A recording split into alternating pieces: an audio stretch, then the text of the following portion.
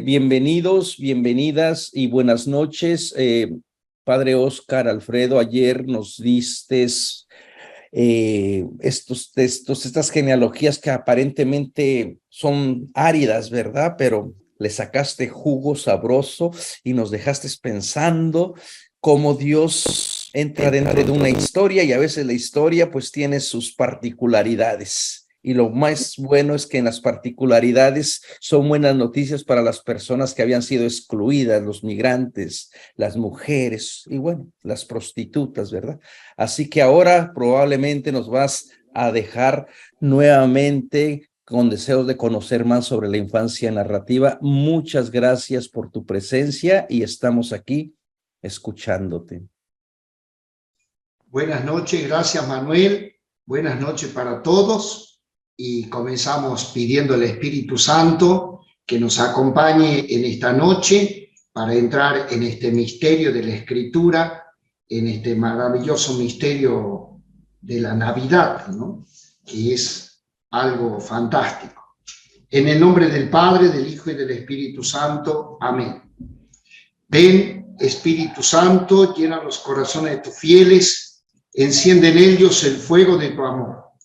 Envíanos, Señor, tu Espíritu para darnos nueva vida. Renovarás la faz de la tierra. Oh Dios, que has iluminado los corazones de tus fieles con la ciencia del Espíritu Santo, haz que guiados por este mismo Espíritu, gustemos la dulzura del bien, gocemos siempre de su celestial consuelo. Por Jesucristo nuestro Señor. El Evangelio de Lucas, capítulo 1, versículo 5 al 25. Lucas 1, versículo 5 al 25. En tiempos de Herodes, rey de Judea, había un sacerdote llamado Zacarías, de la clase sacerdotal de Abías. Su mujer, llamada Isabel, era descendiente de Aarón.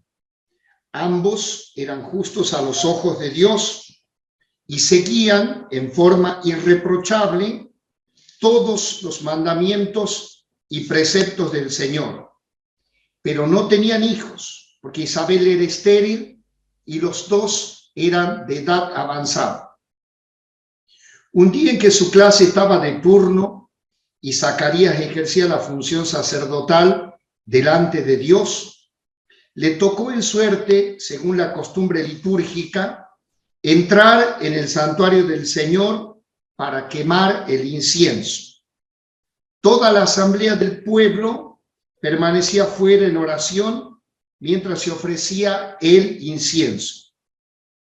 Entonces se le apareció el ángel del Señor de pie a la derecha del altar del incienso. Al verlo, Zacarías quedó desconcertado y tuvo miedo. Pero el ángel le dijo: no temas, Zacarías, tu súplica ha sido escuchada. Isabel, tu esposa, te dará un hijo al que llamarán Juan. Él será para ti un motivo de gozo y de alegría, y muchos se alegrarán de su nacimiento, porque será grande a los ojos del Señor. No beberá vino ni bebida alcohólica. Estará lleno del Espíritu Santo desde el seno de su madre, y hará que muchos israelitas vuelvan al Señor su Dios. Precederá al Señor con el espíritu y el poder de Elías, para reconciliar a los padres con sus hijos y atraer a los rebeldes a la sabiduría de los justos, preparando hacia el Señor un pueblo bien dispuesto. Pero Zacarías dijo al ángel: ¿cómo puedo estar seguro de esto? Porque yo soy anciano y mi esposa es de edad avanzada. El ángel le respondió: yo soy Gabriel, el que está delante de Dios, y he sido enviado para hablarte y anunciarte esta buena noticia. te quedarás mudo sin poder hablar hasta el día en que sucedan estas cosas, por no haber creído en mis palabras que se cumplirán a su debido tiempo. Mientras tanto, el pueblo estaba esperando a Zacarías, extrañado de que permaneciera tanto tiempo en el santuario. Cuando salió, no podía hablarles, y todos comprendieron que había tenido alguna visión en el santuario. Él se expresaba por señas porque se había quedado mudo. Al cumplirse el tiempo de su servicio en el templo, regresó a su casa. Poco después su esposa Isabel concibió un hijo y permaneció oculta durante 5 meses. Él ya pensaba, esto es lo que el Señor ha hecho por mí cuando decidió librarme de lo que me avergonzaba antes los hombres. Palabra del Señor. En el tema, recordamos para los que se han sumado hoy al curso, que hemos planteado esta preparación para el Adviento en 5 encuentros. Ayer hemos abordado la genealogía de Jesús, el libro de los orígenes, dice Mateo, Biblos Geneseos. Lo hemos abordado porque comenzamos con el Evangelio de Mateo. Decimos que solamente 2 evangelios tienen la infancia de Jesús, Mateo y Lucas. Hemos comenzado con Mateo, que correspondería a la lectura del 17, que como este año es domingo, no la vamos a leer. Después, la liturgia continúa prácticamente con los textos de Lucas. Y hoy vamos a abordar el comienzo del Evangelio de Lucas. Mañana, y por esa misma razón, vamos a tomar, como abordamos desde las personas, las figuras emblemáticas de Zacarías, su esposa Isabel, este matrimonio de este sacerdote judío, y luego en el capítulo 2 de Lucas aparecen 2 ancianos profetas, Simeón y Ana. Entonces vamos a ver las actitudes, la esperanza, el modo de prepararse para la llegada del Señor de estos personajes ejemplares. Mañana, si Dios quiere, vamos a abordar en el centro de nuestro curso la figura de Juan el Bautista, ¿no? Por eso ahora, en lo que se refiere a Juan el Bautista, lo dejamos para mañana. El día jueves, si Dios quiere, vamos a estudiar a José, vamos a volver a Mateo, capítulo 1, versículos 18 al 25, y el viernes, como es el Día de la Inmaculada, vamos a dedicar a los textos a la Anunciación. Volvemos a Lucas. Entonces, siguiendo básicamente las lecturas de la última semana del Adviento, nosotros focalizamos desde los personajes. Hoy nos toca estudiar el Evangelio de Lucas. Voy a decir algunas cuestiones generales y por lo tanto pido disculpas para aquellos que ya tienen varios cursos sobre evangelios, ¿no? Simplemente es un repaso para poder abordar este primer capítulo de Lucas. Bueno, a partir del siglo II, sobre todo del testimonio de Ireneo, se atribuye el tercer evangelio a este personaje que aparece citado en las cartas de Pablo, Lucas, que inclusive por los conocimientos que tiene y por lo que le llama Pablo, en alguna oportunidad se pensó que era médico. El Lucas, este personaje de los primeros tiempos del cristianismo, de la segunda generación cristiana, que fue con toda probabilidad discípulo de Pablo, hizo una obra maravillosa que si uno contabiliza no capítulos, porque eso es posterior, ni versículos, sino palabras, que hay programas que se lo puede hacer, la obra de Lucas es la más extensa literariamente en el Nuevo Testamento. O sea, tenemos una obra maravillosa. Lucas tiene un proyecto de explicar podríamos decir, un proyecto de la autocomprensión del cristianismo en los orígenes de nuestra fe, ¿no? En la obra de Lucas arranca con el tercer evangelio. Vamos al texto que lo hemos leído ayer, 1 al 4, que es una introducción maravillosa, técnicamente hablando, donde tiene todos los elementos de lo que él se propone en su obra.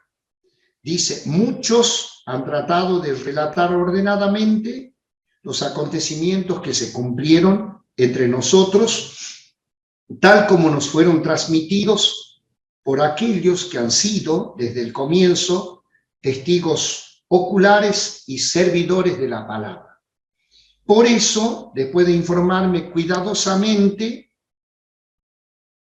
yo también he decidido escribir para ti, el ilustre Teófilo, un relato ordenado a fin de que conozcas bien la solidez de las enseñanzas que has recibido. Decíamos ayer, acá tiene todos los elementos de un prólogo histórico de un especialista que plantea tanto cómo ha investigado el destinatario y la finalidad de la obra. Y la finalidad es afianzar en la fe a alguien que ya ha recibido el querigma. Dice, para que conozcas bien la solidez de las enseñanzas que has recibido.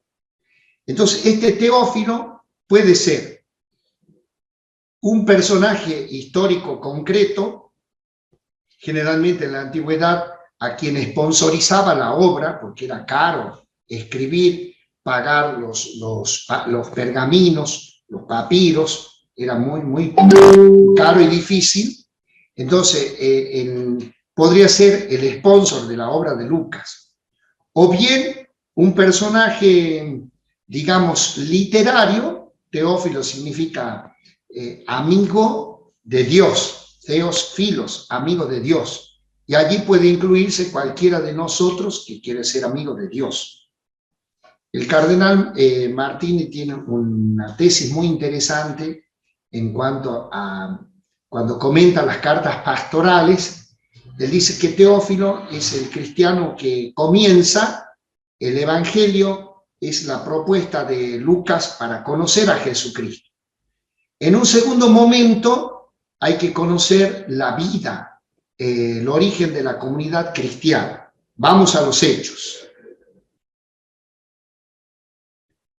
¿Cómo comienza? Dice, en mi primer libro, querido Teófilo, me refería a todo lo que hizo y enseñó Jesús desde el comienzo.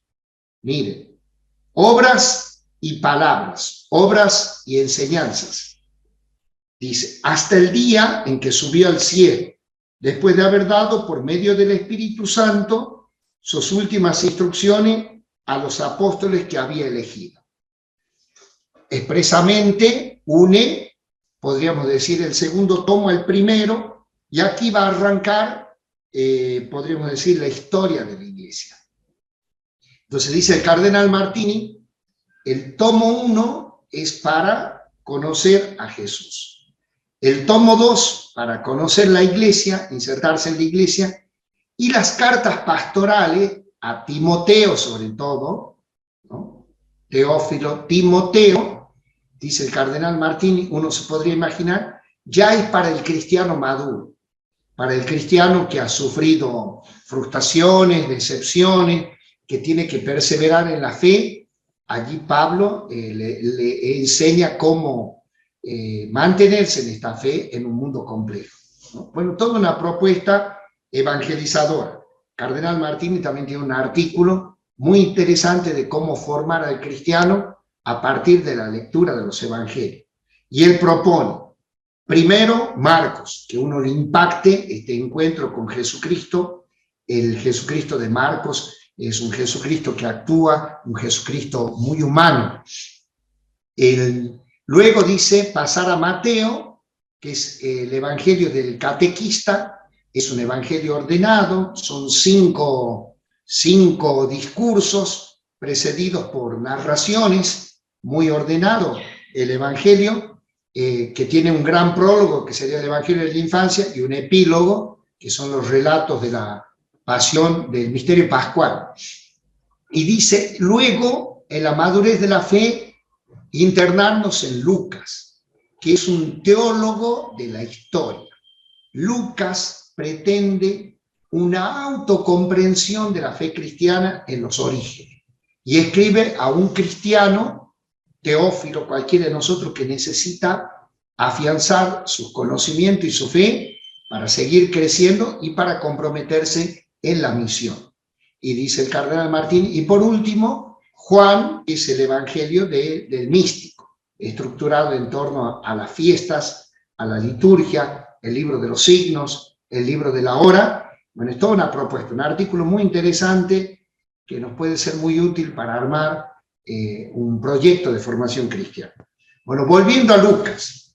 Lucas piensa una obra vasta, muy vasta. Fíjense que arranca con el comienzo de Jesucristo y va a tener la infancia de Jesús con los orígenes y va a terminar, fíjense al final de los Hechos, cuando Pablo está en Roma, en una prisión, podríamos decir, domiciliaria, enseñando tranquilamente la palabra de Dios.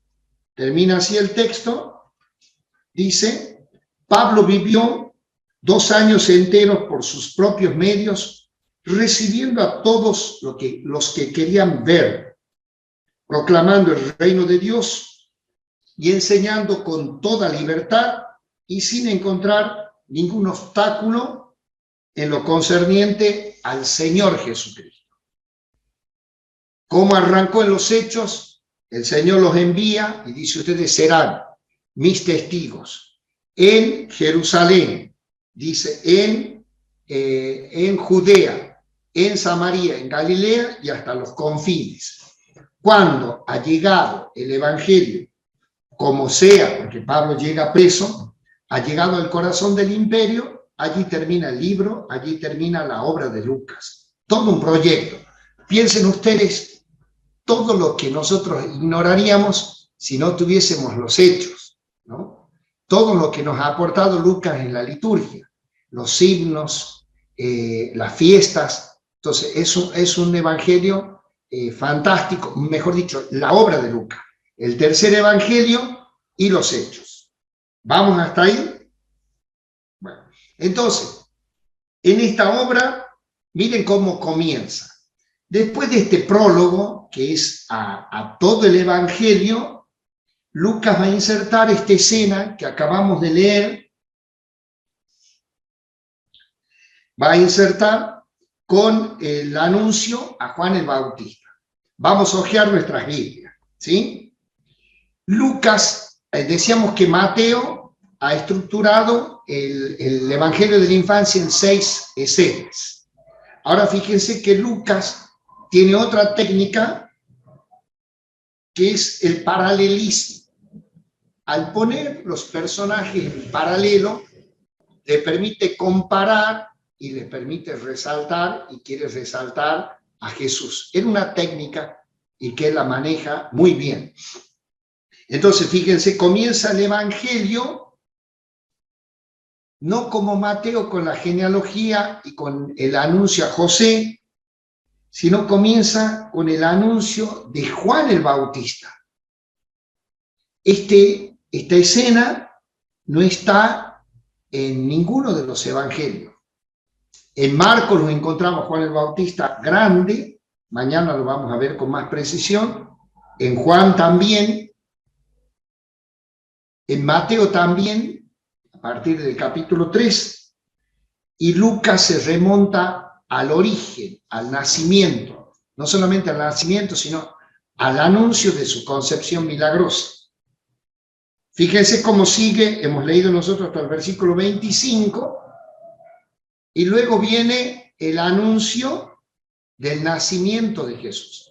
Esta escena que los cristianos, sobre todo los cristianos católicos, la hemos leído muchísimas veces. Esta escena la vamos a estudiar, meditar el día viernes. Entonces, fíjense, viene el anuncio del nacimiento de Jesús. En el versículo 39 se encuentran las dos embarazadas y se encuentran los dos niños que se ha anunciado al comienzo, ambas concepciones y ambos nacimientos. Viene el cántico de la Virgen, que queda allí como en el centro, y luego del cántico de la Virgen volvemos al nacimiento de Juan el Bautista, versículo 57, la circuncisión y el padre que recupera el habla, un cántico, el cántico de Zacarías, que eso lo vamos a analizar un poquito hoy. El de la Virgen lo vamos a dejar para el viernes. Luego del cántico de Zacarías, capítulo 2, el nacimiento de Jesús. Mire, anuncio de Juan el Bautista el nacimiento, anuncio del nacimiento de Jesucristo. Es el mismo mensajero, el ángel Gabriel. Se encuentran las mujeres.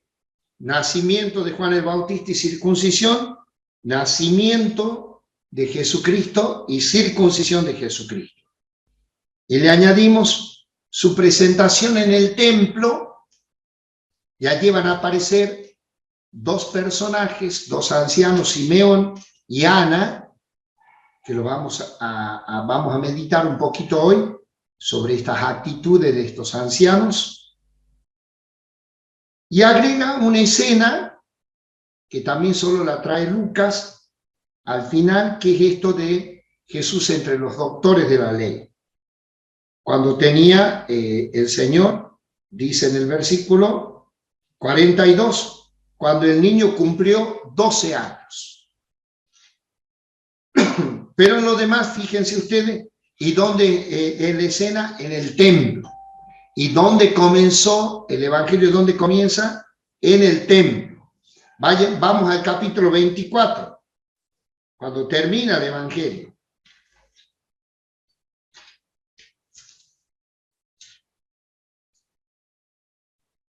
Los discípulos que se habían postrado delante de él volvieron a Jerusalén con gran alegría y permanecían continuamente en el templo alabando a Dios.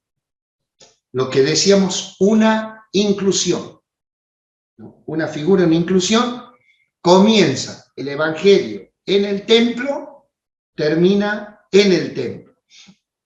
El Evangelio de la infancia, que decíamos que los Evangelios de la infancia son el Evangelio en miniatura, comienza en el templo y termina con Jesús, los doctores de la ley, en el templo. ¿De acuerdo? Ya vamos viendo la intencionalidad teológica. El anuncio solo decíamos que solo Lucas habla de los padres de Juan el Bautista, ¿no? Y va a insertar este nacimiento, el nacimiento de Juan en el Antiguo Testamento. Juan es una bisagra entre el Antiguo y el Nuevo. Decíamos ayer que los evangelios de la infancia tienen básicamente dos pretensiones. La identidad de Jesús, quién es este niño, que desde la concepción es el Hijo de Dios y su concepción es portentosa, y que este niño viene insertado en un pueblo en una larga historia, que en el caso de Mateo cuenta toda la historia en 3 etapas, desde Abraham hasta David al destierro, el destierro hasta Jesús. En el caso de Lucas, en el capítulo 3, va a remontar el origen de Jesús hasta, inclusive los patriarcas, los personajes prediluvianos, y llega hasta el mismo Adán y Dios. ¿De acuerdo? Entonces, esto también hace ver que Dios no improvisa, que se cumple su proyecto, su plan. y que cuenta con los seres humanos como somos. ¿De acuerdo? Bueno, vamos entonces a la escena de hoy. Dice, miren, decíamos que una de las coincidencias de Lucas con Mateo es el tiempo de Herodes. Dice, en tiempo de Herodes, rey de Judea, lo mismo que va a aparecer clarito en Mateo. Dice, había un sacerdote llamado Zacarías de la clase sacerdotal de Abías. Su mujer, llamada Isabel, era descendiente de Aarón. ¿Y Aarón quién es? Aarón es quien con Moisés ya aparece en el Éxodo, capítulo 4-5, el primer sacerdote. ¿Se acuerdan del capítulo 4 cuando Dios lo manda, después de la escena de la zarza, lo envía a Moisés y él dice, pero yo no sé hablar, no tengo elocuencia, y el Señor le pone a Aarón, le aparece allí en escena Aarón. Curiosamente la mujer de Aarón se llama en griego Elizabeth, que es Isabel, ¿no? Curiosamente, como esta Isabel, madre de Juan el Bautista. Entonces Lucas de entrada nos pone frente a una familia sacerdotal. Recuerden que Mateo arrancó de la época patriarcal y después siguió la línea de los reyes. Acá Lucas, como está situado en el templo, miren, comienza con un sacerdote del Antiguo Testamento y la mujer también de familia sacerdotal. Dice, ambos eran justos a los ojos de Dios y seguían en forma irreprochable todos los mandamientos y preceptos del Señor. En la Biblia, el justo, como dice el Salmo 1, es el dichoso, el bienaventurado, es el que medita y cumple la ley de Dios. Para el creyente judío, la ley de Dios no es como nosotros decimos, la ley de Dios, los 10 mandamientos, ¿verdad? No, para el pueblo judío, la ley son los 5 primeros libros, la Torá, y la Torá comprende 613 preceptos. Entonces el justo es el que cumple la ley de Dios, el que vive, miren, y este matrimonio de familia sacerdotal, dice, cumplen los mandamientos y preceptos. Pero este matrimonio no tenían hijos, dice versículo 7, porque Isabel era estéril y los dos de edad avanzada. Doble dificultad. Bueno, la esterilidad y después ya la vejez, diríamos la menopausia, ¿verdad? Y la andropausia, porque los dos eran grandes.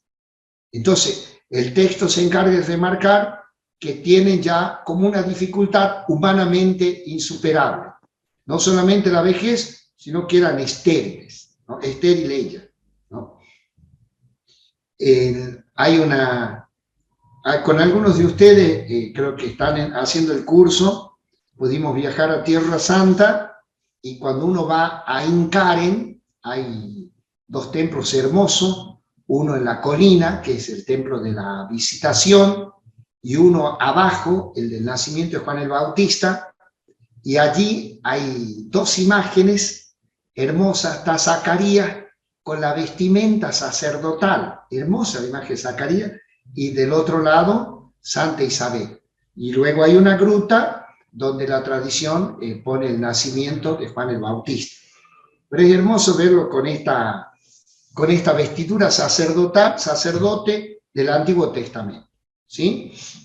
Bueno, dice, un día, recuerden ustedes que en el pueblo de Israel, en el Antiguo Testamento, el Señor de las 12 tribus había separado la tribu de Leví y ellos ejercían la función sacerdotal y del culto. al punto que no tenían ciudades. Cuando, por ejemplo, en el libro de Josué se hace el reparto de la tierra después de la conquista, no tenían ellos, no tenían propiedad, no tenían territorio, sí lugares donde tenían que ser recibidos, y también había el mandato de cómo tenían que sostenerlos, ¿no? Bueno, esta familia, la familia de Juan el Bautista, es de esa tribu sacerdotal. Dice, 8, un día en que su clase estaba de turno y Zacarías ejercía la función sacerdotal delante de Dios, le tocó en suerte, según la costumbre litúrgica, entrar en el santuario del Señor para quemar el incienso. Toda la asamblea del pueblo permanecía fuera en oración mientras se ofrecía el incienso. Bueno, esto para nosotros un poco extraño. A ver, voy a ver si puedo compartir pantalla. ¿Cómo era el templo? Miren, esto es la Jerusalén en tiempos de... Los judíos dicen, los israelíes dicen, del segundo templo. Ellos dividen la historia del primer templo, fue destruido, recuerden ustedes, por Nabucodonosor en el 586, ¿no? Fue una catástrofe. Cuando regresan del exilio, se dedican a reconstruir, dedican ese templo en el 515, ¿no? Según nos cuentan, alentados por el profeta Ageo, Zacarías, esto está contado en Esdras y Nehemías. Dice que cuando se reinaugura este templo, los ancianos que habían conocido el primero lloraban de pena, porque no era tan grande y hermoso como el anterior. Después, cuando en la época de los Macabeos, Antíoco Epífanes lo profana, los Macabeos, una vez que liberan el país, vuelven a dedicarse al templo, lo reparan al templo, ¿no? Este templo, mire, esto es el templo. ¿Se ve mi cursor? ¿Sí? Sí. Bueno, entonces ahí está el templo, miren, de enorme comparado con la ciudad. Bueno, restaura. Y viene Herodes el Grande.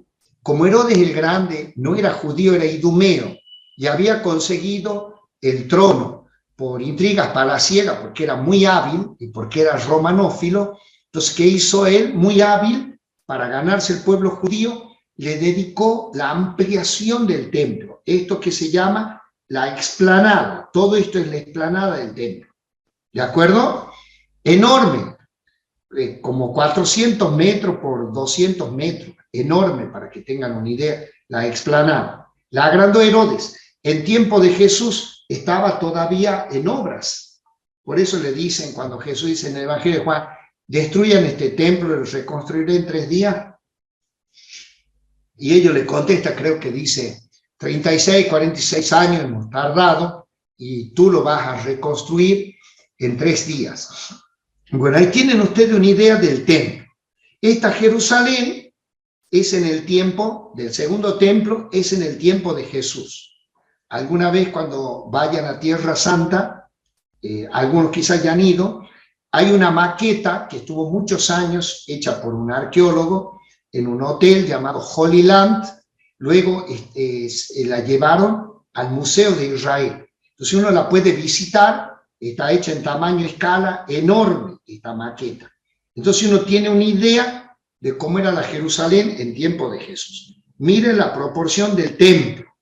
Esta era la Jerusalén en la época de David, se fue agrandando.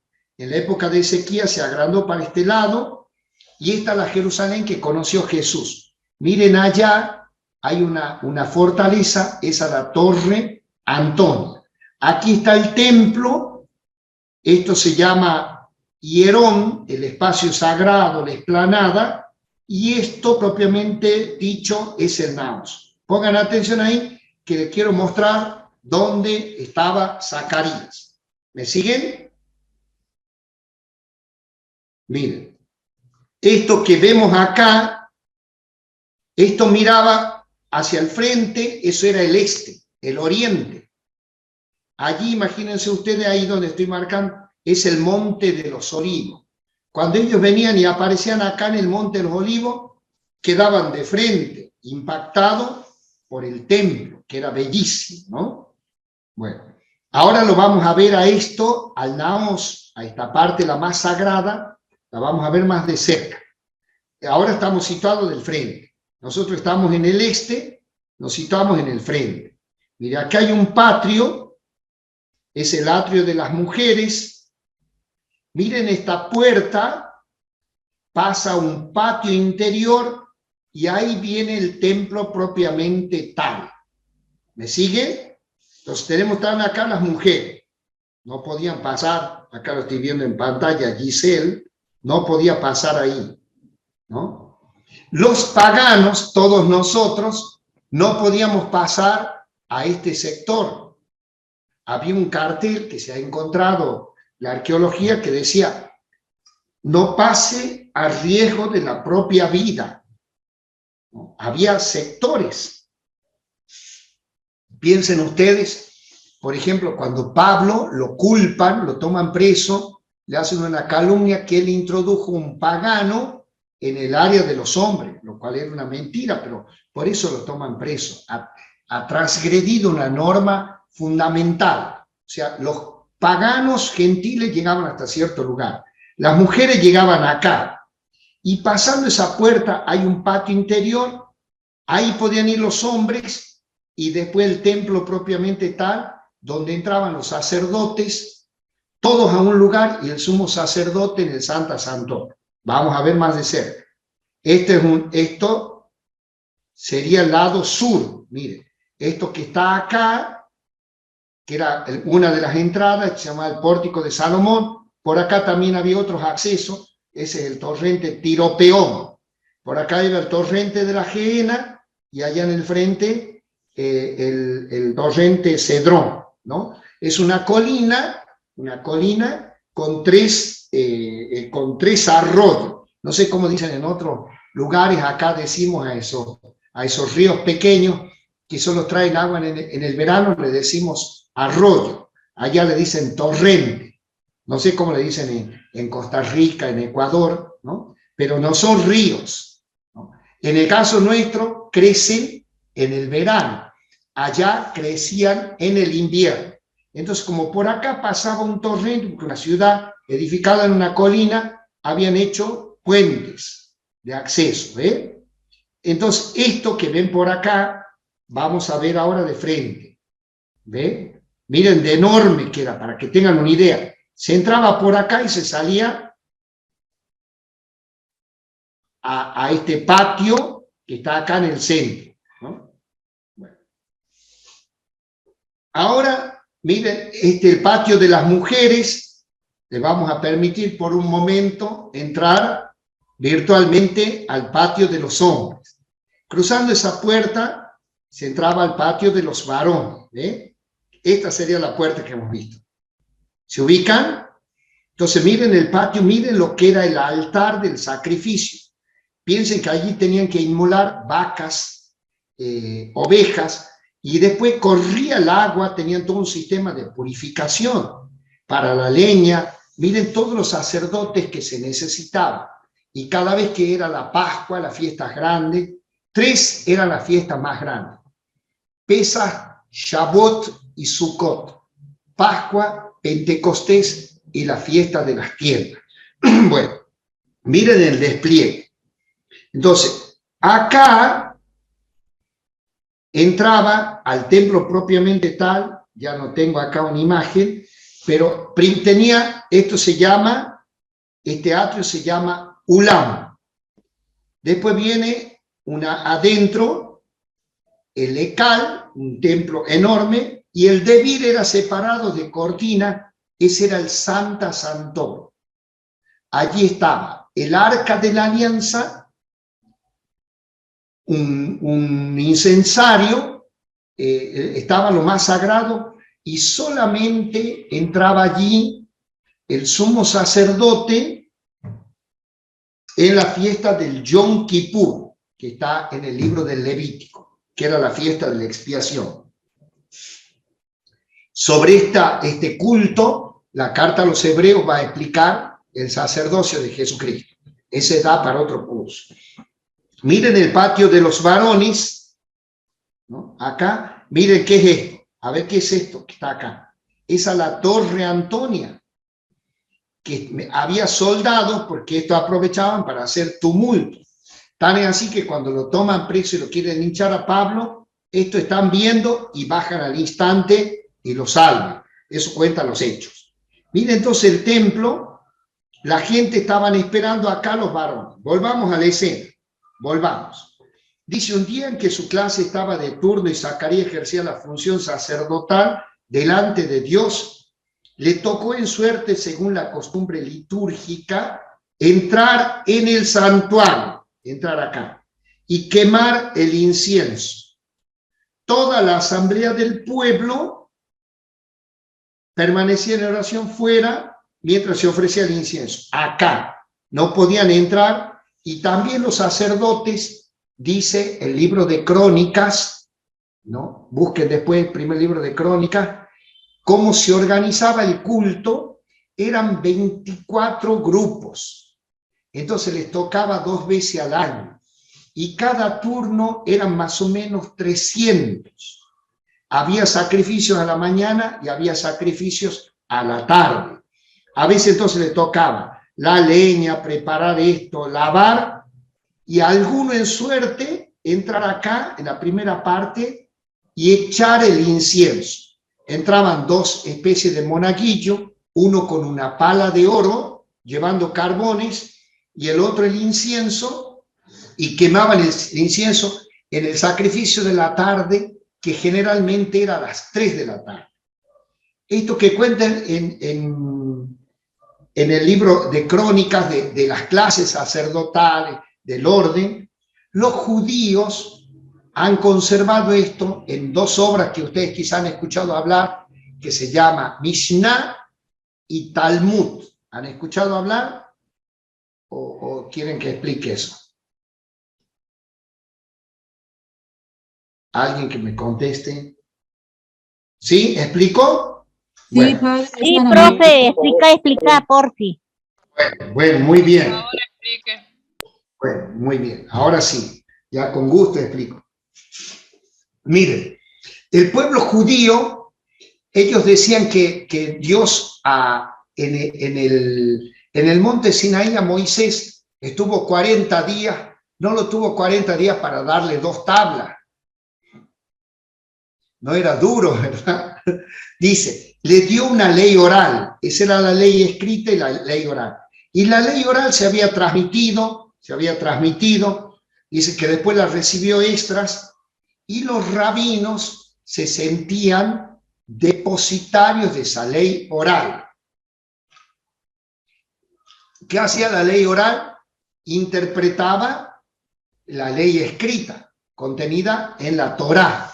Entonces estaba la Torá, lo que está el Pentateuco nuestro, y ellos interpretaban. Esas interpretaciones eran orales, pero después del siglo II, III, de la era cristiana, ya en época de persecución, las pusieron por escrito, un rabino, una escuela, mejor dicho, y eso se llama Mishnah. Y después fue completada, se llama Gemara. Y después esto fue asumido también, no solamente las interpretaciones legales, la halaká, sino también los relatos, la Haggadah. Y eso fue tomado en el Talmud. Hay 2 versiones, una que se escribió en Jerusalén, el Talmud Yerushalmi, y otra que se escribió en Babilonia, el Talmud Babli. Estos, a partir de estos escritos judíos autorizados, sabemos bien cómo era el templo, la estructura del templo. Los que han armado la maqueta no solamente han seguido las cuestiones arqueológicas, sino todas estas descripciones de la Mishnah, del Talmud, y cómo era el culto, que nos permite entender perfecto esto, que les tocaba, eran clases sacerdotales 2 veces al año, y si le tocaba en suerte, quemar el incienso. Eso pasa con Zacarías. Entonces ve que Lucas acá ha recibido una tradición que conocía bien cómo era el culto. Aun cuando ya escribe, ya se había perdido el templo. Recuerden que ese templo fue destruido en el año 70 y nunca más fue reconstruido. Lo que se conserva ahora, este muro occidental, es el muro de los lamentos. Y acá arriba, acá está la famosa mezquita de la Roca, esa que ustedes ven con cúpula dorada. Y acá hay una, en esta zona, que se llama la mezquita del Aqsa. Y ahí donde está la mezquita del Aqsa, después en la época de los cruzados, lo hicieron templo. Y de ahí viene toda la historia de los templarios, de lo que han encontrado, de las novelas de Dan Brown, todo esto está ambientado ahí. Pero al día de hoy, uno entra, acá el muro de los lamentos, y por ahí han excavado, los israelíes han excavado, y se puede ir a la par de este muro.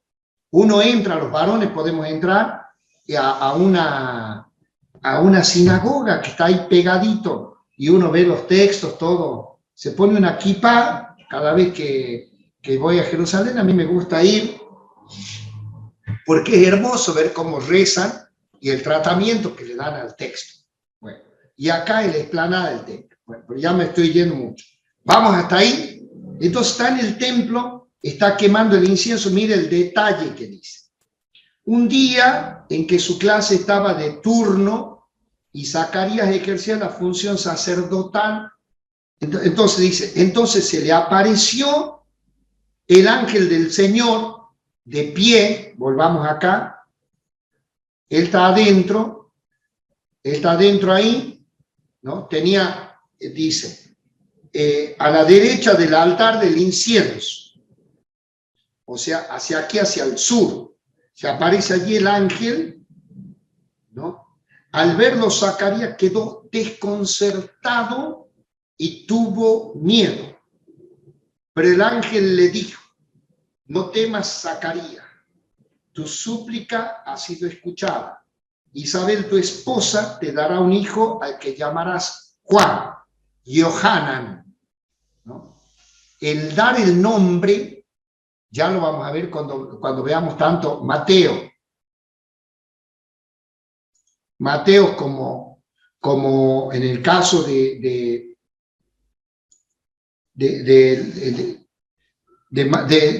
Lucas, ¿no? El nombre lo ponía el Padre. Acá va a pasar lo mismo con Jesús, que ya el ángel le da el nombre. Y en el caso de Juan el Bautista, el ángel le da el nombre, Yohanan, ¿no? Dice, será para ti un motivo de gozo y alegría. Esto lo voy a ver mañana más con detalle, lo vamos a ver.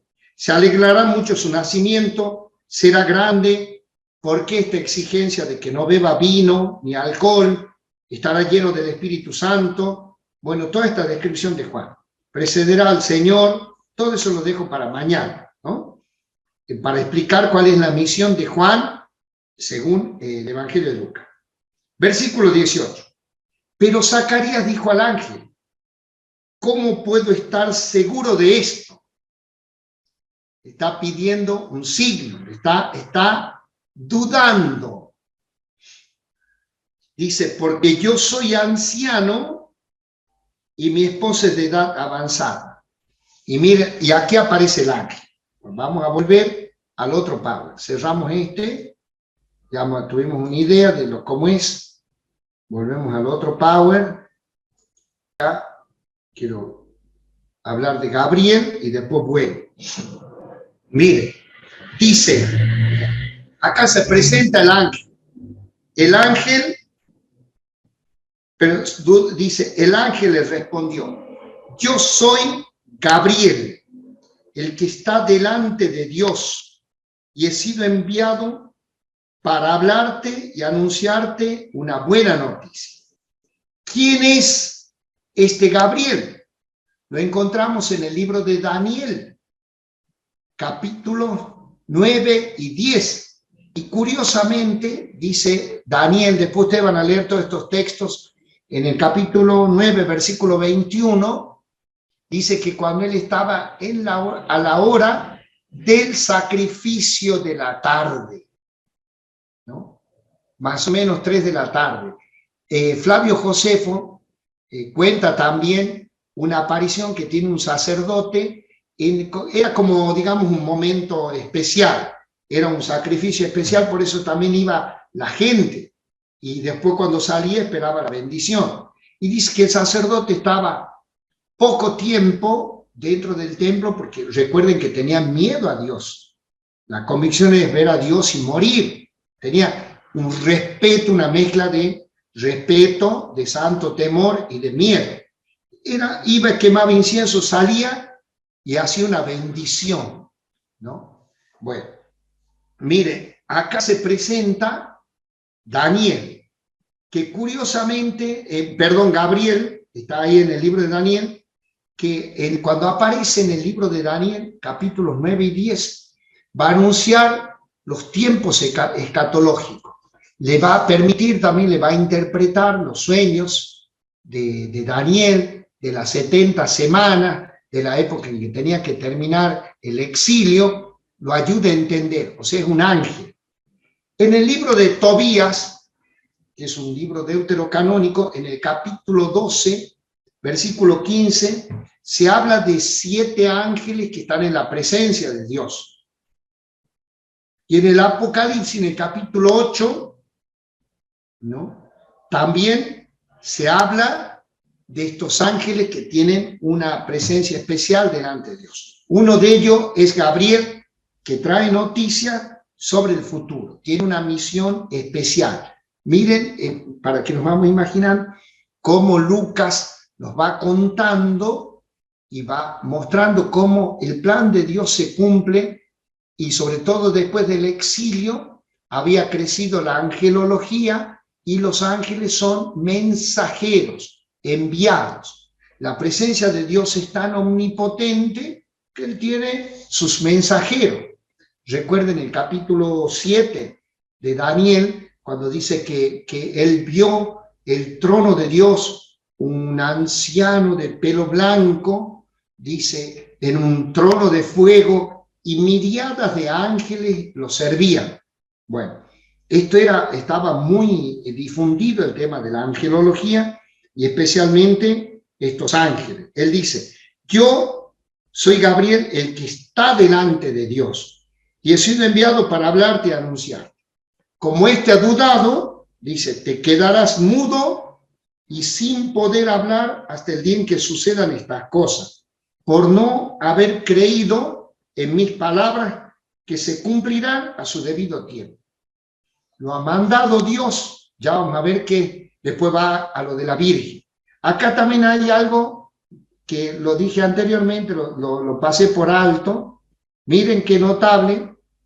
Zacarías recibe el anuncio en el templo, como sacerdote, en el momento del culto, en la solemnidad. La Virgen la va a recibir en su casa. El ángel va a su casa, que seguramente era una casa muy sencilla.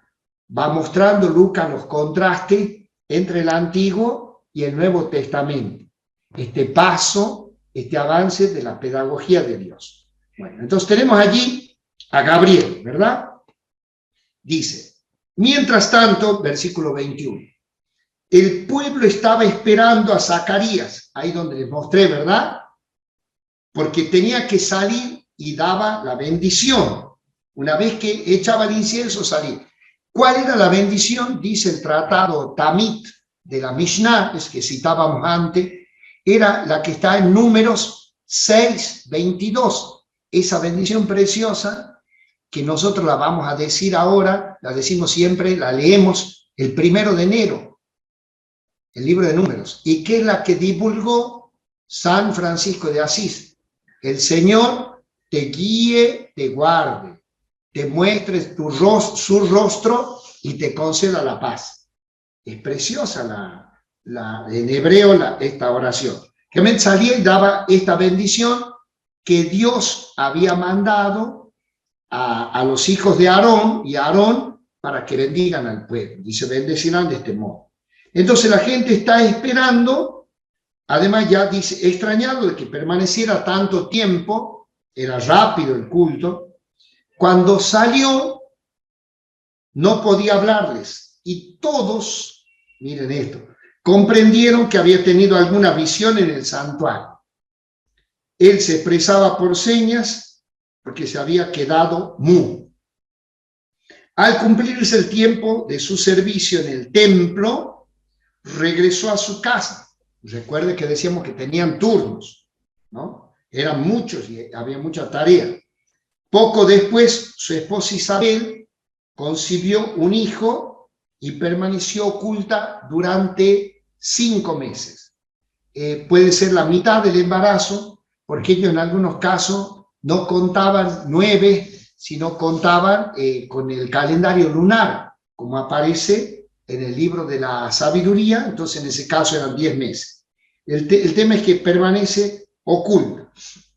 Dice, ella pensaba, esto es lo que el Señor ha hecho por mí cuando decidió librarme de lo que me avergonzaba ante los hombres. Entonces, como bien explica Raymond Brown, no es que se oculta por vergüenza, porque en realidad la vergüenza era no tener hijos. Ahora ya está bendecida, está embarazada. Sino que se oculta, dice, en esta espera por este nacimiento maravilloso. Bueno, volvemos acá. Entonces, intencionadamente Lucas va a establecer por este anuncio de padres ancianos, madre estéril, la llegada de Juan el Bautista es todo don de Dios, fruto también de la oración, porque dice que ellos oraban, y allí nos hace recordar estos nacimientos portentosos, esta concepción. En el caso de Abraham y Sara, ¿se acuerdan? Que visita al Señor y le dice a Abraham. Y en el caso de Elcaná con Ana, en el libro de Samuel, ¿no? En un caso, Abraham y Sara pertenecen a la primera colección. Recuerden que la Biblia hebrea, decíamos ayer, la Biblia hebrea está estructurada en 3 colecciones. Torá, Neviín y Ketubín, ley, profetas y escritos, ¿no? Por eso cuando se cita en el Nuevo Testamento es como estaba escrito en la ley de los profetas. O como dice Lucas 24:44, como estaba escrito en la ley, los profetas y los salmos, porque los salmos pertenecen a la tercera colección de los escritos. Bueno, miren qué notable esta construcción, esta narración de Lucas. Compara con una pareja de la ley, Abraham y Sara pertenecen, y el libro de Samuel, que nosotros tenemos como libro histórico, en la Biblia hebrea, pertenece a los profetas anteriores. Recuerden ustedes, estoy diciendo quizás cosas obvias, los 5 primeros libros de la Torá son Génesis, Éxodo, Levítico, Número y Deuteronomio. Después vienen 8 en la Biblia hebrea. Le llaman Neviín, Rishonim, estos 4, Josué, Jueces, Samuel y Reyes. Le llama profetas anteriores.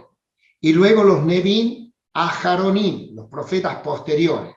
Isaías, Jeremías, Ezequiel y los 12 profetas menores conforman un solo libro, ¿no? Ahí tenemos 13 y luego hay 11 que pertenecen a los Ketubín. Bueno, acá están mostrando tanto Mateo Lucas, que viene del Antiguo Testamento, o sea, viene de la historia de Israel. Nosotros vamos a hablar del Antiguo Testamento. Viene de esta historia, ya había estos nacimientos portentosos, esta mano de Dios que va marcando la historia, sus mensajeros, aquellos que le va a asignar una misión, ¿no? Esto es importante pensar, siempre hablamos de nuestra vocación y misión, ¿no? Discípulos misioneros, porque si no somos un número más, o si no somos espectadores. Como dice nuestro Papa argentino, tiene esa frase Dice, no hay que balconear la vida, ¿verdad? De ponerse a mirar desde el balcón, sino que hay que comprometerse. Bueno, miren lo que va a decir Lucas en el capítulo 16, versículo 16. Dice, la ley y los profetas duraron hasta Juan el Bautista. A partir de entonces se anuncia la buena noticia del reino y todos tienen que esforzarse para entrar en él. Él es como una síntesis de una bisagra ya con el Nuevo Testamento. Entonces Juan está en la línea de los que han nacido de manera prodigiosa de padres estériles como Isaac y como Samuel. Génesis 18, Samuel 1. Ya hemos hablado de Gabriel. Bueno, vamos hasta ahí. Sí, seguimos hojeando la Biblia. Volvemos al texto. Llegamos a esta primera escena. Lucas ahora pone en paralelo el anuncio del nacimiento de Jesucristo. Ya en este caso una madre anciana estéril, acá es mucho más portentoso, es una madre virgen. Este niño va a ser el profeta y este es el Salvador. Este niño viene para preparar el camino y este es el camino, la verdad y la vida. Y es el Hijo de Dios. Entonces, el paralelo le permite también mostrar quién es quién, ¿verdad? Bueno, seguimos, esta escena la vamos a analizar el viernes, si Dios quiere. En el centro se encuentran las mujeres. Le vamos a dedicar unos minutitos porque acá habla Isabel, ¿no? Dice, versículo 39. Está siempre, las escenas están ligadas por la presencia del ángel, expresamente, ya vamos a ver, dice, en el sexto mes fue enviado el ángel, o sea, en el sexto mes ¿de qué? Del anuncio de Juan el Bautista. Bueno, estamos acá. Dice, en aquellos días, ubiquen, ustedes ya conocen estas escenas, o sea, cuando le anunció, mire cómo termina, el ángel se alejó. Sigue ahí nomás Lucas, dice, en aquellos días, María partió, o sea, inmediatamente después del anuncio, y fue sin demora a un pueblo de la montaña de Judá. Esto, la tradición lo ha ubicado en Ein Karen. Antes se llamaba, así cuenta el padre Esquiu, que es un beato nuestro, del siglo XIX, un gran beato y que es de acá de mi tierra, que lo van a hacer pronto santo. Él vivió en Tierra Santa 1 año y medio y vivió allí en Encar, le llamaba San Giovanni in Montana, San Juan de la Montaña, ¿no? Bueno, se llama esa aldea, se llama Einkeren, la fuente de la viña, ¿no? Es un lugar hermoso ahí cerca de Jerusalén, ¿no? Dice, en aquellos días se fue a un pueblo de la montaña de Judá. Como explicaba ayer uno de ustedes, creo que un colombiano, un mexicano, que claro, está lejos, no 200 kilómetros, sino en línea recta serán unos 120 kilómetros, desde Nazaret hasta Encar, ¿no? Bueno, porque la Virgen estaba en Nazaret. Dice, entró en la casa de Zacarías y saludó a Isabel. El encuentro es entre las mujeres. Apenas esto oyó el saludo de María, el niño saltó de alegría en su seno. ¿Quién es el niño? El niño Juan. Dice, saltó de alegría en su seno, e Isabel, llena del Espíritu Santo, exclamó, tú eres, mire esto que rezamos nosotros en el Ave María, tú eres bendita entre todas las mujeres y bendito es el fruto de tu vientre. Hay una expresión en el Deuteronomio, en la ley, cuando habla de los frutos de la tierra, del fruto, ¿no? Dice, el fruto de tu vientre es bendito y bendita entre las mujeres. Hay un templo hermoso en Jerusalén que le llaman de la dormición, ¿no? Ahí en el monte Sión. Lo estaban restaurando este año, Dios quiera que ya hayan terminado. Un templo precioso, la zona se llama Hagia Sión, el monte Sión, ¿no? Tiene una cripta, y en la cripta está una estatua así de la Virgen dormida, ¿no? En el Oriente celebra más este misterio que se llama Coimesis, la dormición. Nosotros celebramos más la Asunción. Pues está ahí, en ese templete, abajo en la cripta, y en la cúpula del templete están las grandes mujeres. Ruth, está Judith, está Esther, está Eva, y la Virgen ahí en el centro. Me hace acordar esto, dice, bendita tú entre las mujeres y bendito el fruto. ¿Quién soy yo para que la madre de mi Señor venga a visitarme? Apenas oí tu saludo, el niño saltó de alegría en mi seno, ¿no? Dice, feliz de ti por haber creído que se cumplirá lo que te fue anunciado de parte del Señor. Esto es la felicidad de la fe, del creer. Feliz de ti porque eres creyente, porque has creído. Miren la escena esta, Lucas la pone allí en el centro, ahí en Ein Karen, en el templo ese de la montaña, de la visitación, hay una escultura hermosa que están las dos mujeres embarazadas que se encuentran. Esto es genial para entender toda la cuestión del respeto de la vida en el seno materno, de todo este lenguaje de buena noticia que tiene la vida y que siempre en nuestra Latinoamérica ha sido maltratada por políticas colonialistas, por imposición de programas que tienen mucho dinero, que después se traduce en ideología de género, en política de la ley del aborto, todo esto. Este es un mensaje lleno de vida, fíjense, las mujeres, los niños, ¿no? Y Lucas así toda esa escena, ¿no? Ahí le encuentro a las mujeres. Sigan ustedes las Virgen.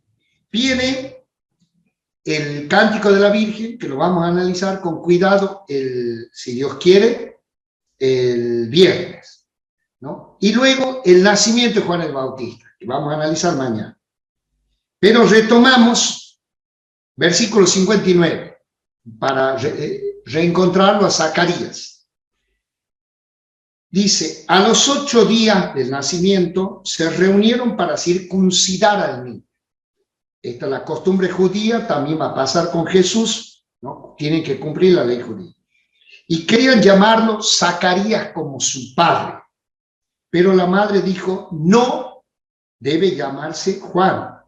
Ellos le decían, no hay nadie en tu familia que lleve ese nombre. Entonces preguntaron por seña al padre qué nombre quería que le pusiera. Este pidió una pizarra y escribió, su nombre es Juan. Todos quedaron admirados. ¿Por qué el tema del nombre? Lo vamos a ver también en Jesús. Porque el nombre indica la misión. El nombre es la identidad, ¿no? El ángel le va a dar el nombre del niño Jesús, le ha dado el nombre de Yohanan, ¿no? El nombre.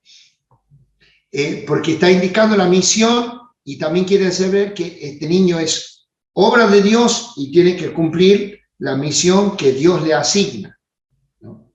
Entonces, fíjense, por esa insistencia. Acuérdense cuando Dios le dice, Abraham te llamarás Abraham. Jesús le dice, Simón te llamarás Cefa, piedra. Es una identidad, dice. Versículo 65.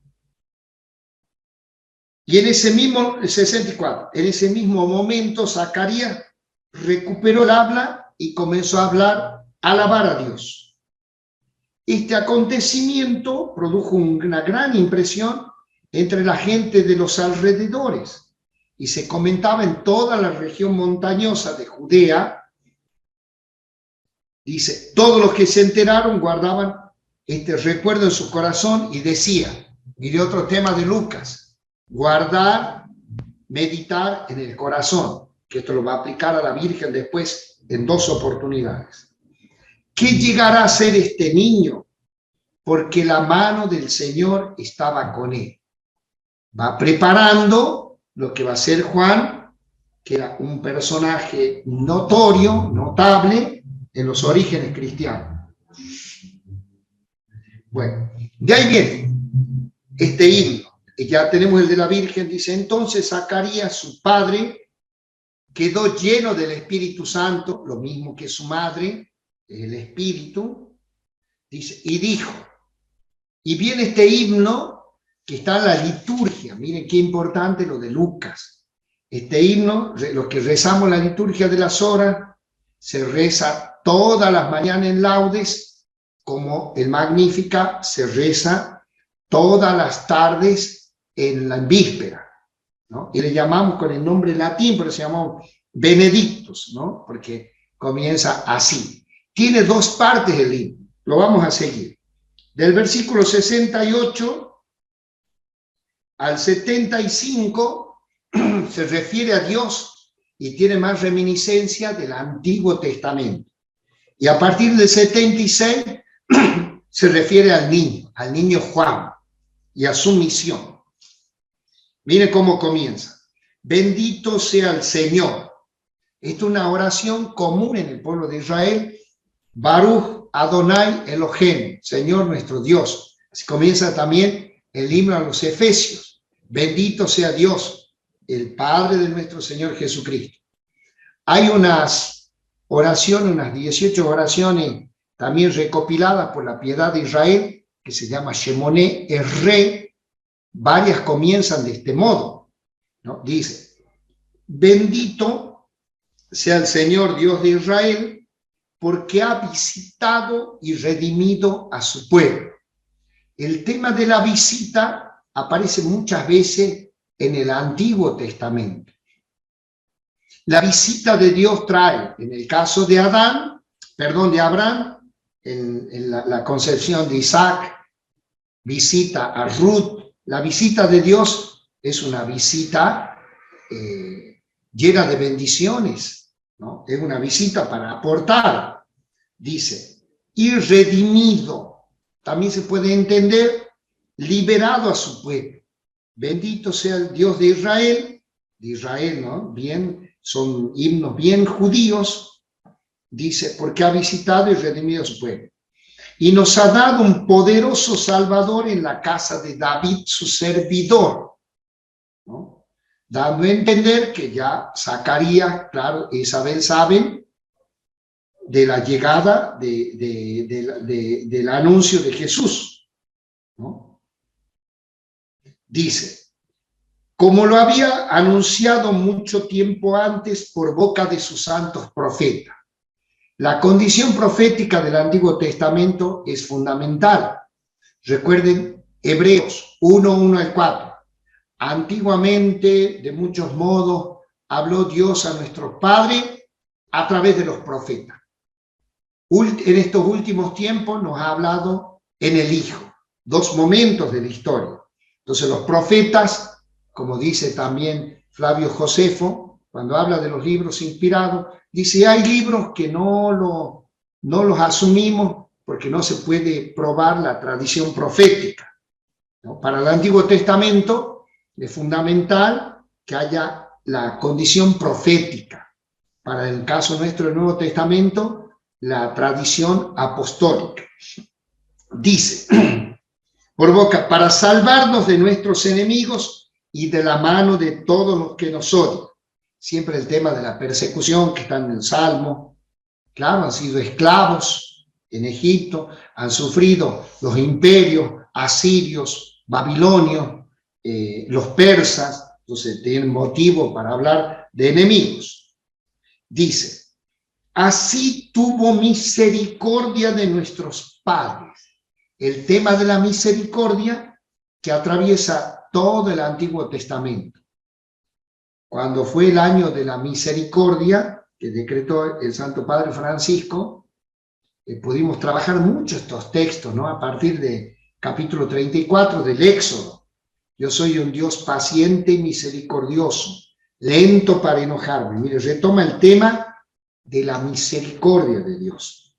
Dice, se acordó de así tuvo misericordia de nuestro Padre, se acordó de su santa alianza, del juramento que hizo a nuestro padre Abraham, la alianza, la promesa de la tierra prometida, del pueblo, dice, de concedernos que libres de temor, arrancados de la mano de nuestros enemigos, les sirvamos en santidad y justicia bajo su mirada durante toda nuestra vida. Recuerda la alianza con el pueblo también está en Éxodo. Dice, ustedes van a ser el pueblo de mi propiedad, van a ser una nación, como dice, un reino sacerdotal, una nación santa, dice el texto. O sea, Dios asume, Dios es el protector y el pueblo tiene que seguir, obedecer, amar a Dios. Hasta ahí, pleno Antiguo Testamento, ¿verdad? Versículo 76. Ahora dice Zacarías al niño. ¿A quién se refiere? Al niño Juan. Y tu niño serás llamado profeta del Altísimo, porque irás delante del Señor preparando sus caminos. Ya vamos a explicar mañana cómo retoma las profecías de Malaquías, capítulo 3. Dice, ¿para qué? Para hacer conocer a su pueblo la salvación mediante el perdón de los pecados. Esto ya es lenguaje del Nuevo Testamento. Gracias a la misericordiosa ternura de nuestro Dios, que nos traerá del cielo la visita del sol naciente. Miren cómo está relacionada la primera parte con la segunda, dijo que nos visita y ha redimido. Bueno, trae esta visita, tiene el sol naciente, Jesucristo, para iluminar a los que están en las tinieblas y en sombra de muerte, guiar nuestros pasos por el camino de la paz. Todo este trasfondo de Isaías, que el Mesías es luz de las naciones. Y termina allí, dice el niño, Juan, iba creciendo, se fortalecía. Bueno, esto lo vamos a ver mañana. Entonces, fíjense, Zacarías, Isabel, son creyentes. Juan los ha presentado. Sin Juan no sabríamos quiénes eran. Son creyentes, piadosos, de familia sacerdotal, cumplen la ley, han orado a Dios, el Señor elige su familia para preparar el precursor. Hay un dato interesante que dice el Papa Benedicto en el libro de la infancia. Dice, Juan el Bautista es sacerdote, claro, es de familia sacerdotal, ¿no? Entonces dice, en Juan el sacerdocio se hace profecía. Sin embargo, o sea, fíjense que no va a insistir Lucas en la condición sacerdotal de Juan. Le interesa más la condición profética y la preparación de la llegada del Señor. De todas maneras, ¿qué vemos? Una familia creyente, practicante, de culto, piadosos, ¿no? Que sirven a Dios y que han recibido este regalo de ser los padres del precursor. Eso nos quiere hacer ver Lucas. Bueno, sigue el texto de Lucas, síganlo en sus Biblias, sigue. Viene el nacimiento de Jesús, está el nacimiento de Juan, viene el nacimiento de Jesús, los pastores, la circuncisión, la presentación en el templo, y cuando lo presentan, ahí aparecen otros dos ancianos. Muy interesante. Vamos a el capítulo 2, versículo 25. Dice, Vivía entonces en Jerusalén un hombre llamado Simeón, que era justo y piadoso, y esperaba el consuelo de Israel. El Espíritu Santo estaba en él, y le había revelado que no moriría antes de ver al Mesías del Señor. Mire cómo lo describe. En la escena de la presentación, Lucas quiere mostrar también, el evangelista, cómo José y María son así piadosos como Isabel y Zacarías, cumplen como buenos judíos con la ley del Levítico, capítulo 12, versículo 1, 8, y Éxodo 13, de presentar, de rescatar al primogénito. ¿No? Cuando llegan a ser, los muestra así, piadosísimos, cumpliendo la ley, ¿no? Como verdaderos creyentes de la antigua alianza, porque el creyente bíblico tenía que ser piadoso, cumplir la ley, practicar el culto, ¿no? Todo esto que implicaba, por eso también le va a llamar a José un hombre justo, ¿no? El justo era el que reunía todas estas condiciones. Bueno, dice, mire cómo lo describe: justo, piadoso, y esperaba el consuelo de Israel. ¿No? 3 características: cumple la ley, tiene piedad y tiene esperanza. El Espíritu le dice que no moriría antes de ver al Mesías. Esperaba al Mesías. Esta actitud es, nosotros nos tenemos que preguntar si esperamos al Señor. Nosotros, bueno, estamos esforzando. ¿Cuántos hermanos cristianos llegarán a la Navidad ahí con la agenda sobre la hora, verdad? En esta parte del hemisferio, del mundo, nosotros estamos terminando el año, estamos en verano, estamos con calor, nos sorprende la Navidad, ¿no? Pero mire acá, esta espera de años en el templo, orando, practicando el culto. Dice, conducido por el mismo Espíritu, fue al templo. Y cuando los padres de Jesús llevaron al niño para cumplir con él las prescripciones de la ley, ¿cuántos niños había? Ya les mostré el templo. Cientos de niños que llevaban al templo a cumplir con la ley, de presentarlo. Dice, Simeón lo tomó en sus brazos y alabó diciendo, ahí está el otro himno, está el Magnificat, el Benedictus, y este se le llama el Nunc Dimittis, es con el que se reza todas las noches la oración de completa. Dice, ahora Señor, puedes dejar a tu servidor que muere en paz, ¿no? Dice, puedes dejar a tu servidor que muere en paz como lo has prometido, porque mis ojos han visto la salvación que preparaste delante de todos los pueblos. Vienen 2 títulos. Luz para iluminar a las naciones paganas, como había anunciado Isaías. El Mesías tiene una dimensión universal. Y gloria de tu pueblo Israel. Es un verdadero israelita, enraizado en su pueblo, pero es Mesías para todos los pueblos.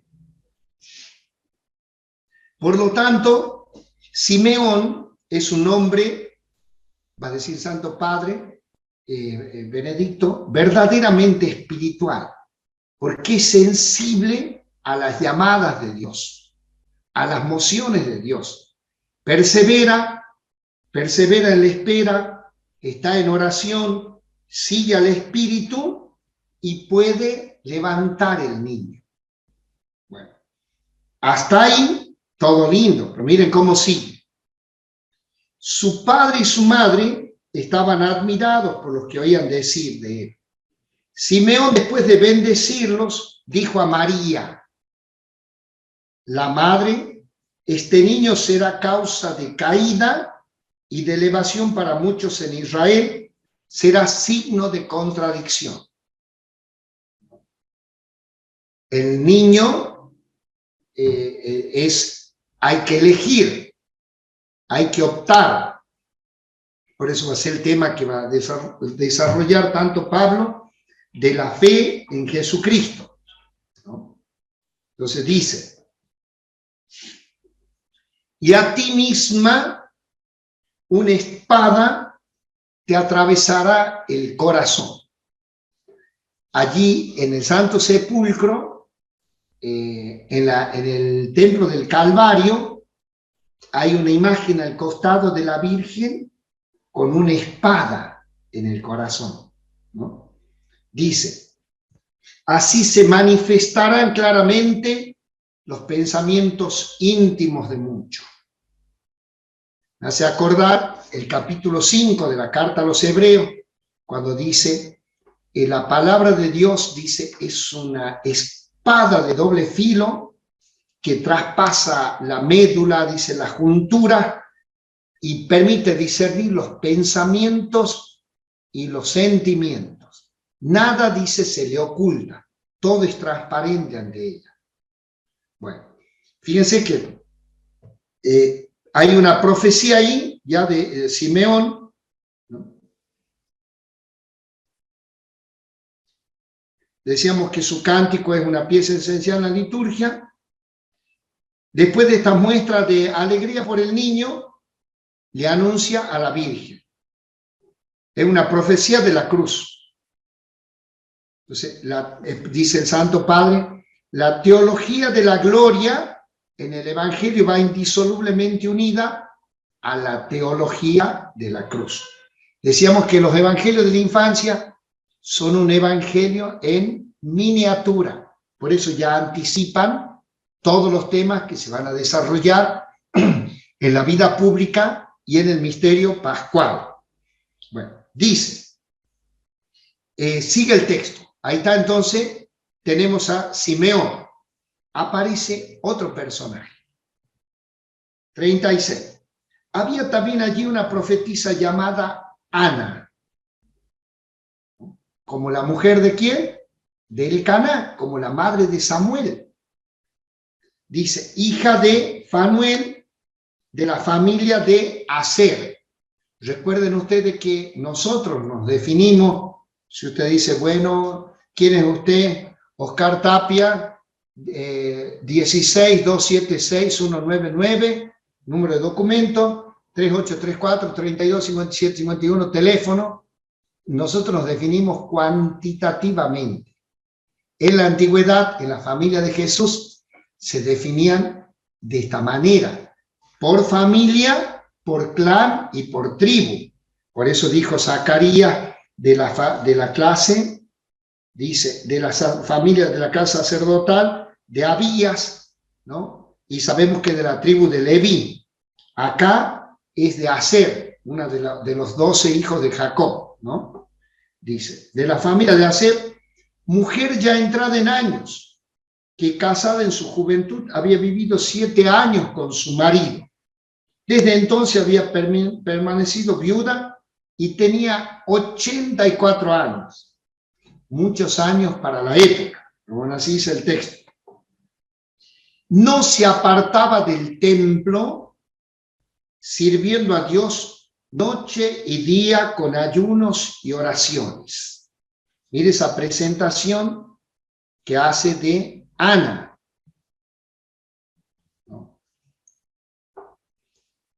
Esto nos hace acordar a cómo se consideraba la viuda en los orígenes cristianos. Miren lo que dice la primera carta a Timoteo. En cambio, la viuda de verdad que vive sola tiene su esperanza en Dios y persevera rezando y suplicando día y noche. Ana, la viuda en los orígenes cristianos, era todo un problema, el huérfano y la viuda, porque era cómo atendía los pobres. Si ustedes ven las cartas pastorales, de las cartas paulinas, todo un problema. ¿A qué viuda había que atender? Si los hijos tenían que hacerse cargo, cómo se debía vivir la viudez, qué pasaba con las viudas jóvenes. Bueno, aquí en cierta manera se dibuja un prototipo de una viuda, una mujer, una anciana piadosa, buena. Se presentó en ese mismo momento y se puso a dar gracias a Dios. Y hablaba acerca del niño a todos los que esperaban la redención de Jerusalén. Entonces, después de la sombría profecía de Simeón, el personaje de Ana resulta una brisa fresca. Y de ahí ya va a seguir con la infancia de Jesús, casi con el mismo estribillo como le puso a Juan, y luego esta escena que trae Lucas a los 12 años de Jesús. ¿Sí? Entonces tenemos, sintetizar, y ya vamos a dar paso a las preguntas. Volvemos a hojear, hemos analizado estos textos.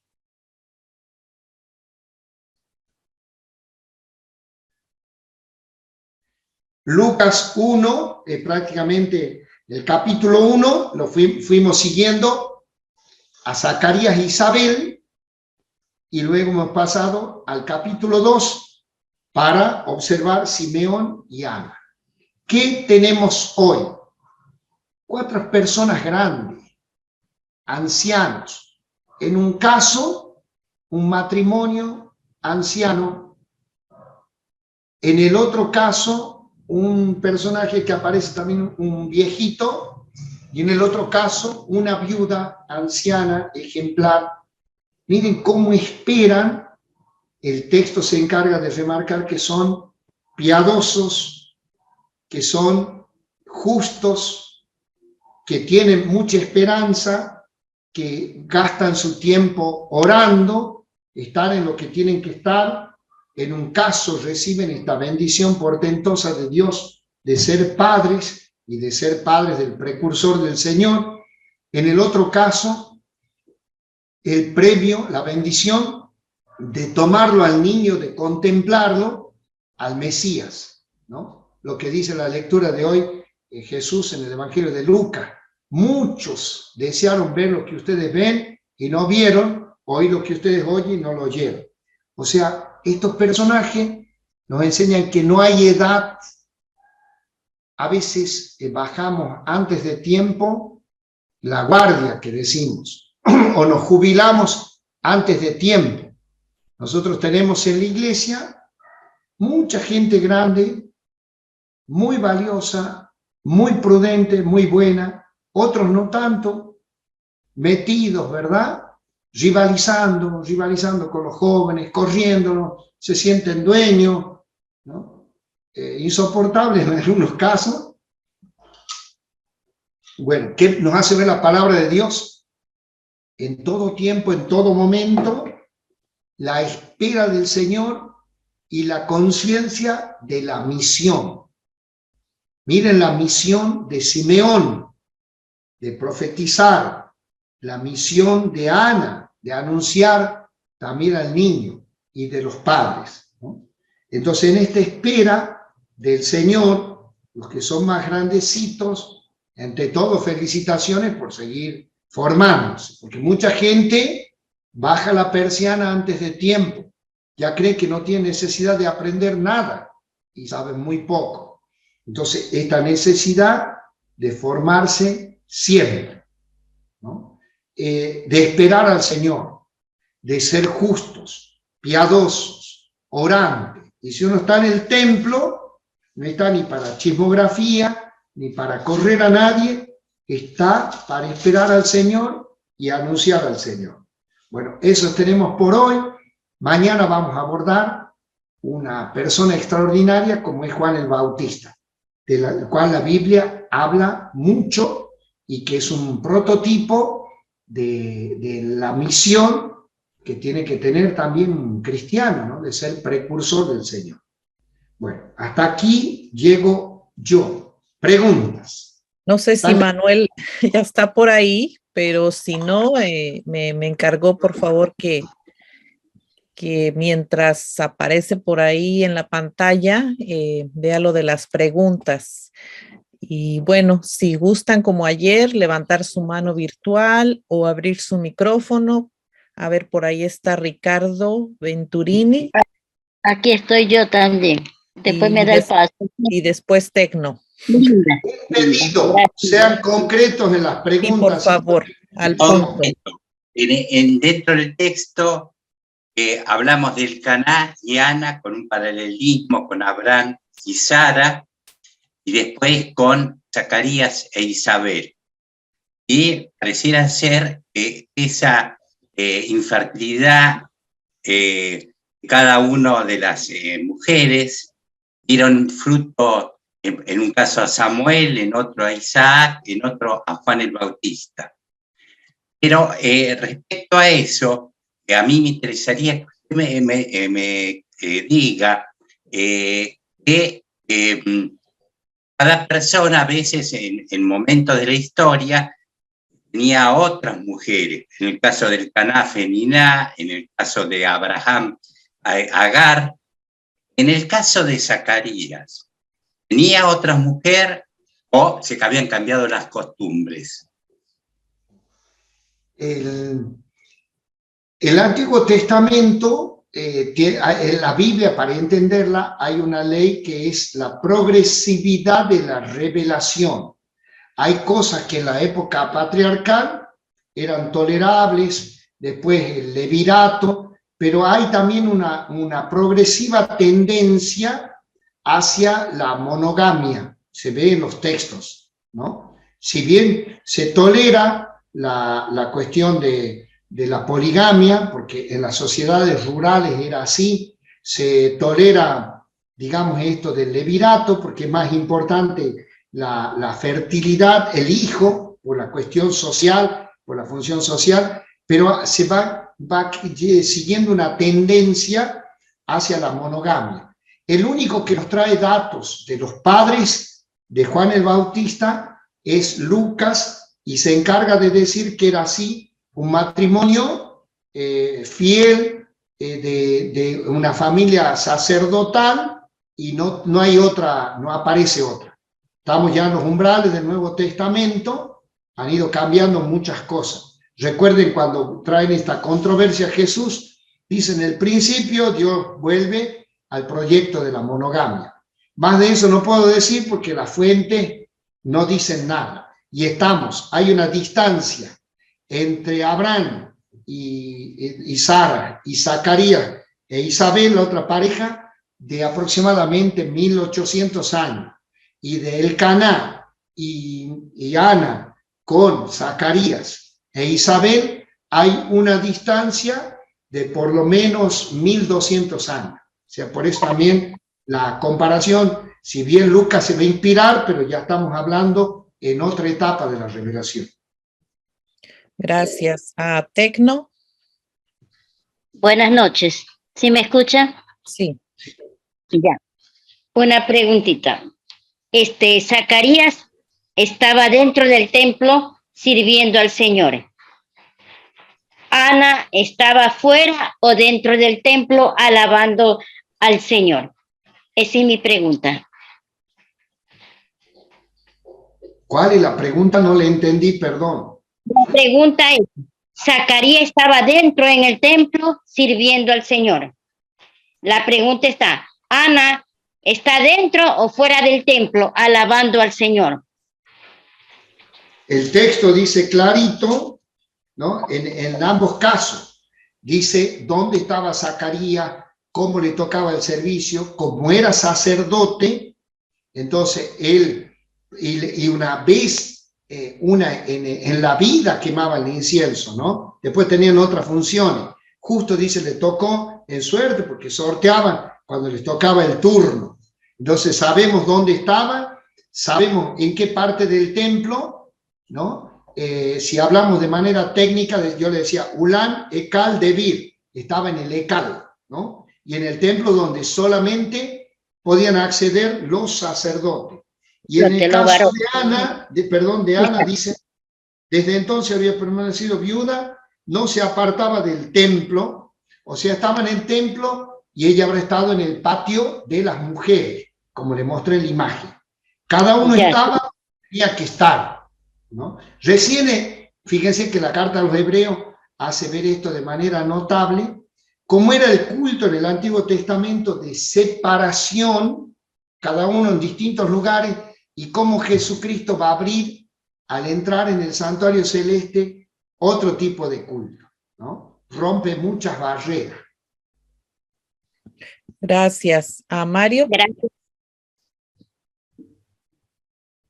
Sí, solo quería comentar acerca de, en el caso de Zacarías con Isabel.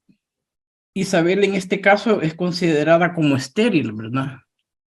En ese caso se les consideraba como malditos por aquella sociedad, pues tan, el fariseísmo y todo esto, ¿verdad? El señalar al otro. Entonces, en el caso de Zacarías, como fungía como sacerdote, se dice que es como una doble maldición por el cargo que tiene como sacerdote en el templo, ¿verdad? ¿Qué me podría decir de eso? Maldición, perdón, ¿por qué maldición? Porque es el esposo de alguien que es estéril, entonces la sociedad los trataba como de esa forma, como malditos, ¿verdad? Por no tener hijos. A ver, no eran los fariseos, nosotros Ajá. tenemos un concepto peyorativo, los fariseos eran gente practicante. Sí, Se sí. consideraba el hijo era una bendición. Recuerden el Salmo, como brotes de olivo en torno a tu mesa, Señor, son los hijos. Y la mujer como una vid fecunda, como una parra fecunda.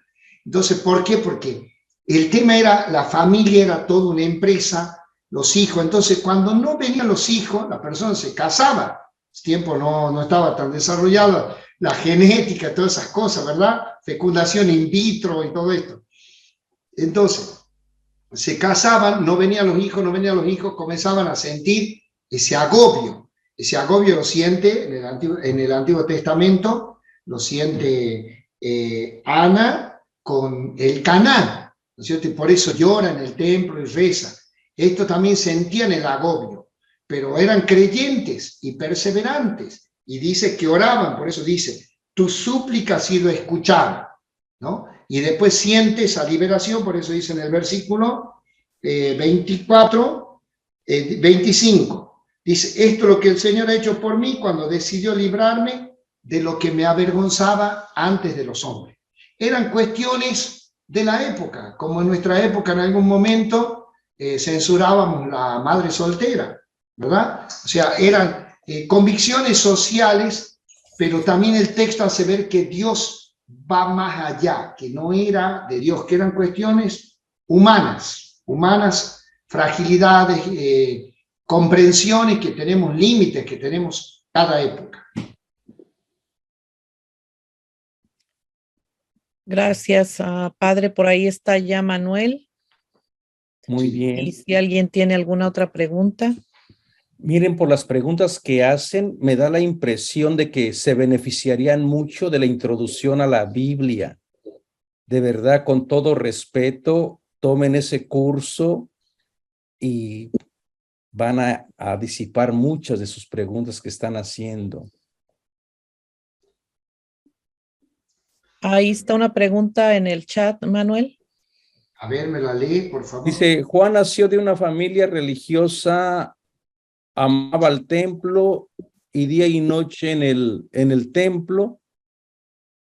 ¿Por qué Juan no continuaría el sacerdocio de su papá en el templo, sino se fue al desierto? Gracias. Juan nació de una familia religiosa, amante al templo y día y noche en el templo. Por comenzar, el texto no dice que estaban día y noche. En el caso de Zacarías e Isabel, vivían en un pueblo cerca. Y era a ver, cada vez que interpretamos la Biblia, tenemos que retroceder por lo menos 2000 años. Hay que irse atrás, hay que irse a una cultura rural, a otro tipo de culto, a otra concepción de familia.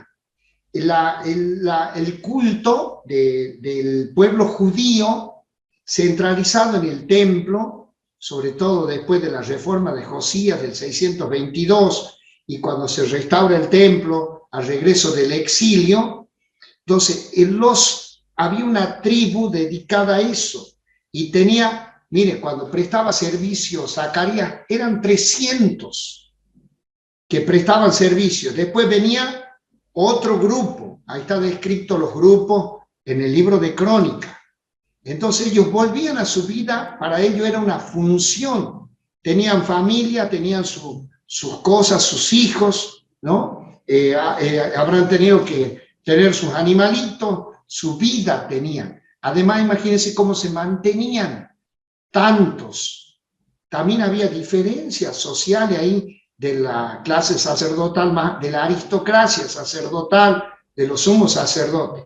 Entonces, no vivían en el templo. Por eso dice que fue y que después regresó y que estaba en un pueblo de la montaña. Le tocaba una función.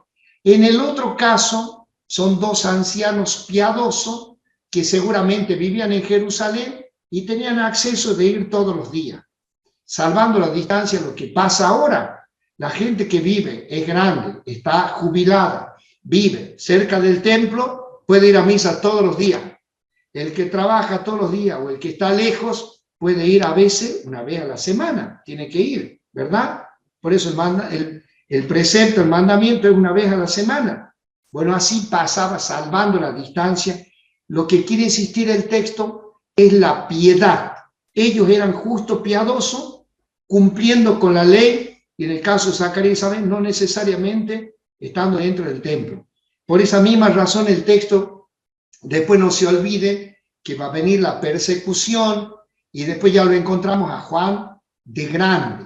Mañana voy a explicar, también había una crisis con la cuestión sacerdotal, cómo se ejercía el culto, había protestas, eso lo sabemos por los de Qumran, que algunos se retiraron al desierto, no estaban de acuerdo a también cómo se ejercía el culto. Eso también aparece, esa queja en el profeta Malaquías. Era un culto funcional, había también a veces aprovechamiento, se quedaban con la mejor parte de la ofrenda. Bueno, todo eso, por eso Lucas se encarga de mostrar 4 personas, en este caso que hemos estudiado nosotros, que son verdaderamente piadosas. Otros no lo eran tanto, por eso era la denuncia de los profetas. No sé si quieras seguir con el tema. Yo no sé cómo entraron a la polémica de Juan, el sacerdocio de Juan. Dice, ¿cuál era la diferencia del sacerdocio de Zacarías y el de su hijo Juan? Bueno, el texto dice expresamente que Zacarías era de familia sacerdotal y que ejercía el culto, y lo ejercía, sabemos con bastante precisión por el tratado de la Mishnah y del Talmud, cómo se practicaba el culto, ¿no? Entonces, sabemos cómo era. El texto dice que estos padres ancianos tuvieron este niño, y después la Biblia nos permite encontrarlo al niño cuando tiene 30 años. No desarrolla la Biblia la condición sacerdotal de Juan. Le importa más su condición y su misión profética. No la desarrolla, no sabemos por qué, o quiere priorizar otra cosa, pero además los textos que tenemos, que lo vamos a ver mañana, Marcos, Juan, Lucas y Mateo, del Juan adulto está ejerciendo la misión profética. Solamente este texto habla de la condición sacerdotal o del linaje sacerdotal del cual verdaderamente él venía, pero no lo ejerció en el templo. Quizás estaba en disidencia, como los de Qumran. Había un grupo llamado esenios que se habían retirado en disconformidad con el culto del templo, que lo consideraban hipócrita, que lo consideraban vacío, que lo consideraban utilitarista y aprovechador. Se retiraron al desierto. Y es más, hay textos que se conservan en Qumran que hablaban contra el sacerdocio de Jerusalén y esperaban también una renovación, un Mesías de la línea sacerdotal.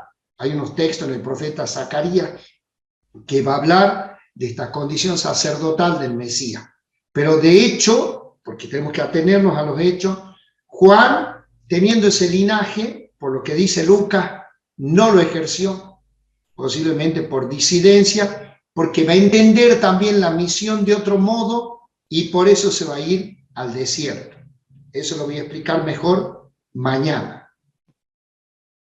Quedan ahí en suspenso. Mañana En hablamos. suspenso para venir mañana preparados, Claro. con más emoción. ¿Hay alguna otra pregunta? Si no, podemos ir cerrando en este momento.